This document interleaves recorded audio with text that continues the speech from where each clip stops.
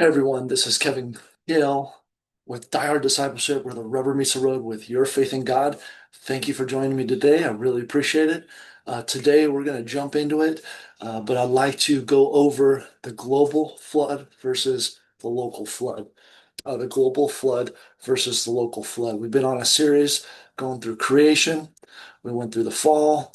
Now we're going through the flood and giving some evidence, some things going on there that we can bring and share our faith with others to show that the flood is actually not an impossible thing that has occurred throughout this earth. And so, with that, this flood was massive proportions. It wasn't a small pool flood or your toilet overflows or your doughboy pool, but this was a flood that affected the whole world. And people know about it all over the world. There's stories and there's civilizations and there's people groups and there's ancestors that are talking about this story and there's evidence all over this world for a global flood. And I want to get into some of those, and I want to start with what the scripture says, talks about. Uh, Again, these stories have been passed down for years, and we're going to get into some of that. But some people claim, again, I think I've mentioned this on some videos before, but I was watching a Satanist, and he described how, he asked the question saying, "Hey, if you saw someone, uh, drown a baby, drown their dog, drown their dad, drown their mom, you would think that person's evil." Well, then he went on to say that God did that to the whole world. And I would actually, my perspective is, actually this world was actually evil and they're coming against a just God. And there was only one righteous man. We went into that. Noah was a righteous man. God saw him as righteous. It wasn't that it was righteous within himself, but he was obedient to the Lord. He wanted to seek the Lord when this world was turning around, when things were getting crazy, when things were getting evil, when the giants were it says the fallen angels were sleeping with the daughters of men because they were beautiful. They were having this offspring called the Nephilim. The Nephilim, again, we shared about all over the world. There was giants. There's evidence of giants, these mounds being built, and things were getting more evil, more wicked, more immoral, more lying, cheating, stealing, violence. It talks about many times, violence all over. And so God brought a flood to wipe it out, to wash it away, and to start over new. And there's evidence of this, of these things going on. And so let's examine some of these things. And again, we're going to be more focusing on the global flood versus a local flood. There is a debate whether this was just a small part of the world or was this something that was all over the earth. So I just invite you to listen, to examine. While you're there, smash that subscribe button, ring that bell, give me a thumbs up, pass this on to the next 23 friends that are on your top list, or anyone that could benefit from this information. So some facts about the Earth's surface. We're 70% of the Earth's surface is covered by water. In fact, the oceans are much, much deeper than the mountains are high. And there's a lot of places for water to go. And so when the flood came, it came from within, under the earth. They didn't even know what rain was back then. And when the fault started splitting and the earthquakes started coming and the aerosols in the earth blocked the UV rays, there was an ice age, which caused even the woolly mammoths to freeze. Some were just walking, some have food in their mouths. I mean, there's hundreds of them up in the Siberia region, and there's other evidence as well that the ice age occurred very, very quickly.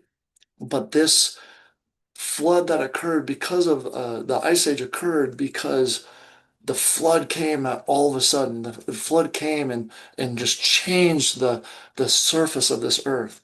And so this was something that was just affected everything. And so let's just jump into that. I want to just jump into the scriptures and see what those talk about.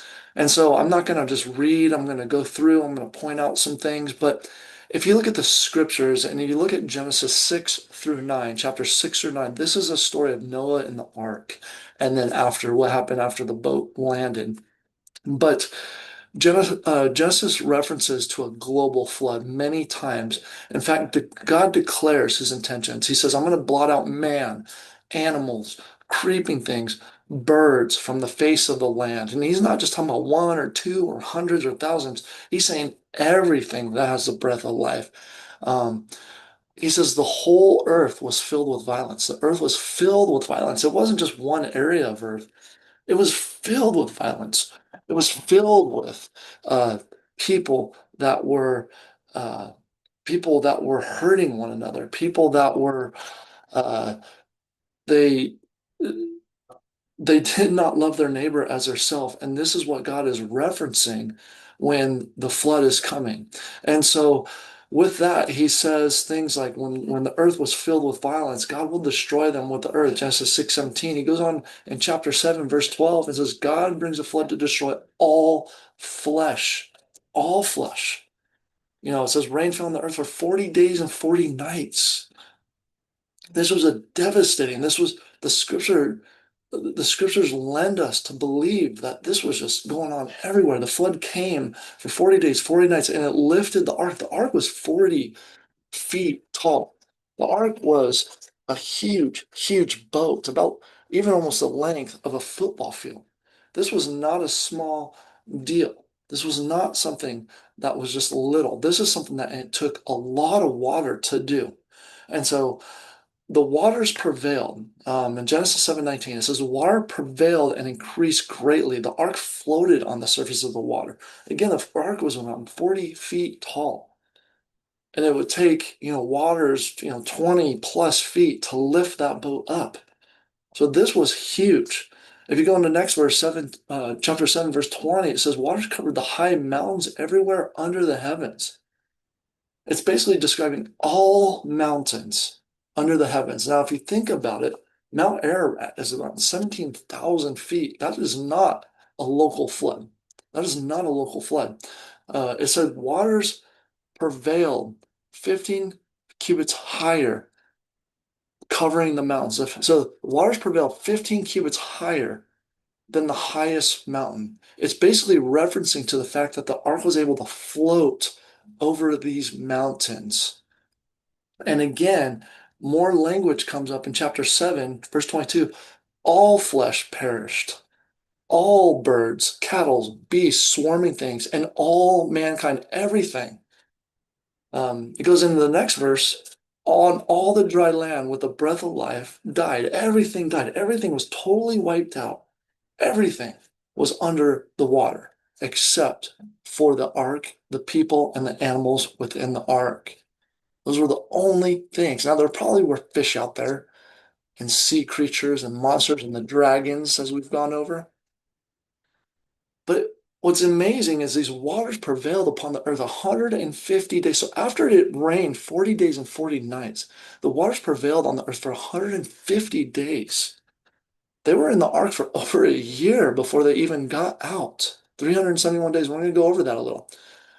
They even receded, and it took 150 days for the waters to recede. And what's interesting, towards the end, Genesis 9, God makes a covenant with everything.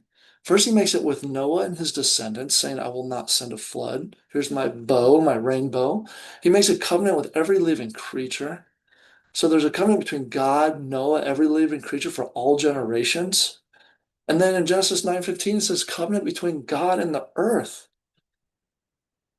And it talks about, going on in chapter 9, God will remember the covenant and never again will a flood destroy all flesh. That is not only an amazing promise, but an important promise. We have to remember that God said he's never going to send a flood to destroy all flesh again.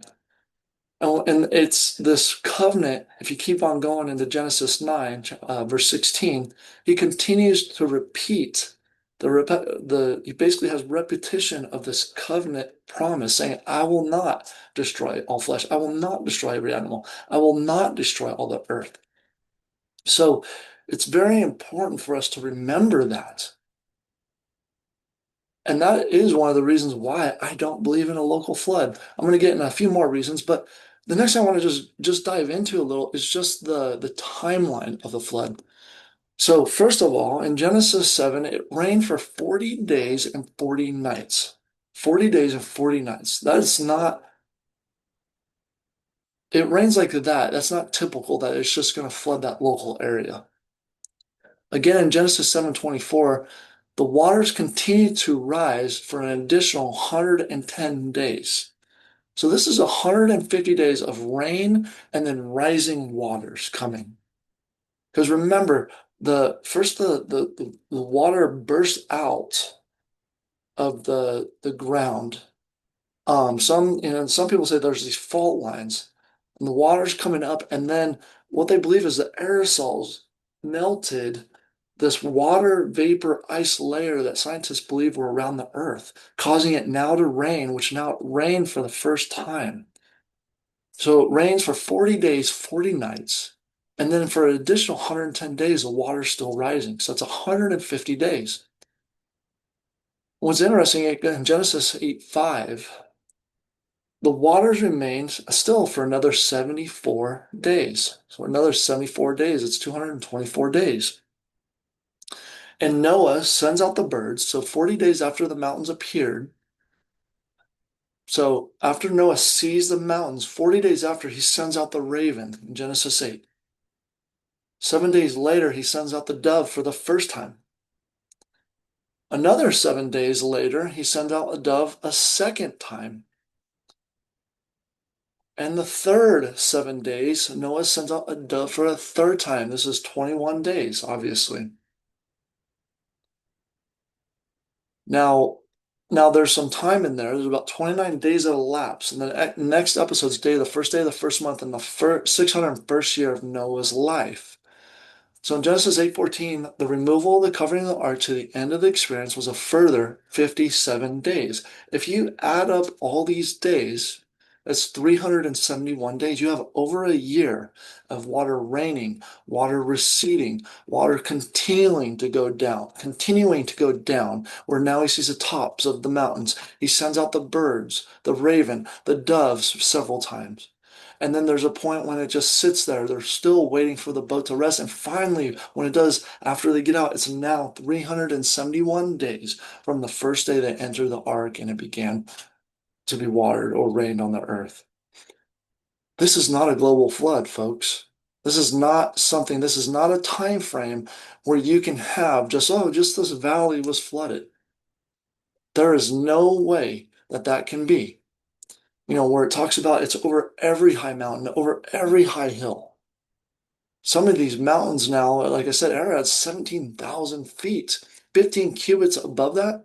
Now, I don't believe there were necessarily mountains back then. I believe the mountains were formed as the surface of the earth was changing. So definitely could have been lower, a lot lower, but it definitely says that every mountain, all the mountains, all the high hills were covered under all the heavens. Pretty amazing, pretty amazing. I want to bring up this example that recently occurred in our country, the Texas flooding. July 2nd, 2025 through July 4th, 2025, Camp Mystic, I believe. A really sad experience, really sad time. And I'm not comparing the reason why the flood came to the reason why the flood came in Texas versus why the flood came back then in Noah's time. Two different reasons. And I don't know all those answers. I only know one answer, and that's Genesis, because that explains why God brings that flood. But what I do want to explain is the time frame of this flood and the number of people that died.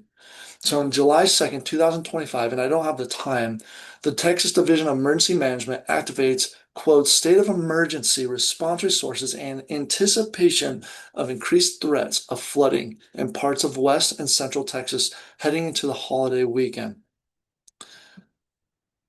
By July 4th, 2025, the floods rose so much. By 1 p.m., flood was described as a devastating and deadly flood, end quote, that surpasses the flood of 1987, becoming the highest flood on record. Just before 5 p.m., 13 people are confirmed dead. 10 p.m., the death toll rises to 24 confirmed deaths. Now look, this was a quick, within 48 hours that occurred, that happened. And that is not the same as what the story of Genesis describes what happened then. But you can see how fast these floods rise and wipe out 24 people. You can see now that, hey, if it's raining for 40 days and 40 nights and the floods are still increasing, still rising at 110 days, making a total 150 days, This would have been a lot more than 24 people. This would have been the world of people back then at that time. So the aftermath, within 48 hours, again, total devastation is observed due to the torrential rain that happened that night or in those days. If such devastation occurred within 48 hours, imagine the impact of 40 days of continuous rain, 150 days of rising waters, drawing a comparison to the biblical flood. There is no comparison. Or you can see how quickly water rises in 2 days. How many people took out? Now this is now 40 days, rising over 110 days plus the 40. And how many people that took out? Devastating, devastating time for these people. And my heart does go out to them. My heart does go out to them because I don't think any of us would have survived in that situation. That would have been a very difficult situation. The way the waters rose so quickly and even overnight, and then young kids involved. Devastating, devastating effect. Keep them in your prayers. Now, I want to give you reasons why I don't believe in a local flood. First of all, the language used in the flood account from chapter 6 through 9, if you just look through it, the writing is highly descriptive of a devastating flood. It's highly descriptive in the Hebrew. Hebrew is very, uh, lots of emotion in the language, lots of things behind the words. But the word all in Hebrew, kol, K-O-L, is used over 30 times. So all flesh, all mankind, all birds, all animals, all the earth, and all of heavens, all under heavens. The word all in Hebrew used over 30 times in chapter 6 or 9. The word in the Hebrew for a flood, mabul, I think that's how you pronounce it, mabul, M-A-B-B-U-L. It's used exclusively for the Noahic flood. It's not used for local floods. It's a word that the Hebrews used for a devastating flood. Now, this was translated. The Hebrew was translated into the Greek, the Septuagint. And that word in the Greek is cataclysmos, which is the word, sounds like where we get cataclysmic for the flood. It's a word used in the Greek for a devastating global flood, not just a local flood. So the words used are very important back then. Remember, this is a history book. It's a history book. Then it uses words like the waters prevailed. That word prevailed means overwhelmingly mighty. If you compare it to Job 12:5, it talks about how the waters inundated the earth. Like these waters just took over the earth. They were all over the earth. There's nothing anyone could do. It's the same words about Jesus um, when he compares the end times. He's not saying he's not coming back at the end times to one local facility. He's not one local region to judge earth. He's going to come judge the whole earth. And he compares his final judgment to the devastating effect that the flood had all over the world. And those were Jesus's words. Then it uses double superlative language, all the mountains under all the heavens. And you have parallelism. Waters covered all high hills and all mountains. It's basically just taking high hills and mountains, put them side by side. Again, the term prevailed is used for a third time in those chapters because the water prevailed over everything. And it says all the mountains under the whole heaven were at least 15 cubits of water, or under at least 15 cubits of water. They believe it's about 1.5 feet times 15. And that's the waters were above the tops of the mountains. Again, this includes Ararat, 17,000 feet. There's no way this can be a local flood. Um, The waters rose quickly to bear up the ark, like I've already talked about, which was 44 feet high. The ark was 44 feet high, and if it bore up the ark, those waters had to rise 20 plus feet at least at that time just to pick it up. And then it takes it over the mountains. Again, the water's 15 cubits over the mountains. It basically has shown us that the ark was able to float freely over all the mountaintops. This was devastating. There's some theological arguments. God promised never to send a flood again. That's going to wipe out all of mankind. So are we to say that these floods that we see now, whether it was down in the United States or in Thailand in 2004, that would make God a liar. He has not wiped out all people from those. His not taking, and those were devastating floods. Those were floods that took over much of that region, much of that area, much of Thailand down there was destroyed.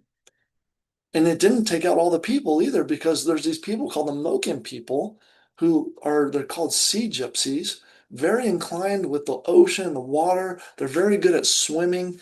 And I've read things that talked about how they sensed some things were coming from the ocean and they ran up into the hills. And a lot of them lived, even though a lot of the rest of the people died. Also, if this was just a local flood, why would Noah need to build a boat, as big as a football field? He could just walk to the next valley. He can just migrate somewhere else. He could just take his family and go. It would have been a lot easier to do that than to build this boat for years and years and years to come. So there's a few different reasons, and this isn't comprehensive, but there are a few different reasons why I don't believe in a local flood. There's also evidence, and we're going to get into some of this later, talking about the Tower of Babel, but there is some evidence that humanity descended from three women. And I would have to say those three women are the daughter-in-laws of Noah who were on the ark. And there's evidence that humanity descended from them, suggesting that only they survived the flood. And another thing, too, and this doesn't just necessarily describe a local versus global flood, but this does describe that there was a flood. But the human lifespan, we've talked about this. When I talked about the Garden of Eden and that hyperbaric chamber, and people live long lives, and you have Methuselah that lived till 969 years old, and you had Noah who lived over 600 years old. And you have every other evidence besides the Bible writing about these things. You have Josephus, and he talks about the Egyptian historian Manetho and the Babylonian historian Berosus. And then you have Augustine of Hippo, and you have the Greek poet uh, Hesiod, describing how people had these long, long lives. And then another thing is you have a Sumerian's king list from Babylon, from the Babylonian area, I should say. A list that's 2100 BC, and it lists these kings with long lifespans before the flood. And then it says the flood occurs, and then guess what? Those kings' ages go down because what happened, a lot of the creation scientists believe, is that because this hyperbaric chamber system, the water was blocking the UV rays from the sun, and now the aerosols melt that water or make it rain, and that barrier is no longer there, so our planet's no longer has as much oxygen as it used to have, and now we're being hit by the UV rays. It's now destroying our bodies, and we don't live as long. And so these Sumerian king lists show that these guys live hundreds of years. The flood occurs, and then all of a sudden their lifespan goes down, just like what the Bible describes as well. Pretty amazing stuff. Couple other examples I want to give. There are a lot of examples. I have some articles. There's a submerged city for the flood. Um, City lost beneath the waves. Scientists stunned by submerged pyramid. There's a lot of examples of cities underwater. Urgent study of prehistoric sites, submerged by seas underwater. Underwater city. Why? Because there was a global flood and not a local. Then you have geologists found a fossil, 30-foot sea dragon in Mississippi. Why Mississippi? Because it was a global flood, not a local. Everything was covered. So things rested on what we are now walking on. Researchers found a huge underwater city near Cuba. Huge underwater city near Cuba. Why? Because there was a global flood. There's things that are buried now. There's things that were buried that aren't buried anymore because the water's getting down on some of those. There's also shark teeth found in the desert. Why? Because of a global flood. Um, we also have whale skeletons in Egypt. What are they doing there? It was covered by water. We also have flood. We have shark fossils in Kentucky. Why? It was covered by water. We have a huge marine dinosaur in the middle of Mississippi. Why? Because there it was covered by water. It's a mosasaur, which I believe I spoke about those the other day. There's also those fossil graveyards everywhere. Some near Montana, Idaho, Utah, where they're digging and they found these huge amount of dinosaurs, same kind of dinosaurs that were running. Why? Because the flood was closing them in. Fossil graveyards found everywhere, all over the world. So because of these cities, because of these things, I mean, we also talked about, last week, I believe I talked about how they're finding marine fossils at the very tops of mountains. How is that possible? How is that possible? You got to answer that question. If there was no flood, how do they get to the top of the, not just mountains, but the highest mountains, Himalayas, Denali, you know, the Andes? There's marine fossils. How do they get there unless they were underwater? Because the Bible is proving itself to be true and accurate to even the scientific community. We have to wrestle with that. You know, we have to wrestle with that.